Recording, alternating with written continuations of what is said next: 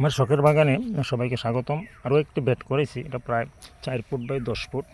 এখানে আমি মূলা, টমেটো এইভাবে, সাথে দিয়ে একটা ডাঁটা শাক আছে, সাথে মূলা, টমেটো, এই গাছগুলি করেছি। টমেটো গাছ অনেক বড় হয়েছে, টমেটো গাছে প্রচুর ফুল নামছে, দেখুন অনেক ফুল।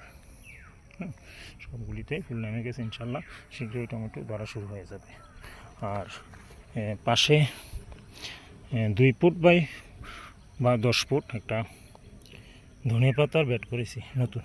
পুরানটা তো বড় হয়ে গেছে, এখন আরও একটা বেড করেছি, এটার মধ্যে ইনশাল্লাহ ধনে গাছ অঙ্কুরোদ্গম হয়ে গেছে, দেখুন উঠে গেছে, প্রায় 10-15 দিন পরে খেতে পারবো। আর এই পাশে মূলা এবং কপির বেডের সাথে খুব সুন্দর করে দেখুন লাল শাক বপন করছিলাম সুন্দর করে, এতে করে লাল শাক হচ্ছে 20 দিনের মধ্যে লাল শাক কাটা পড়বে, আবার মাটি দিয়ে দিব, আবার নতুন করে একটা সবজি বপন করব। ধন্যবাদ সবাইকে।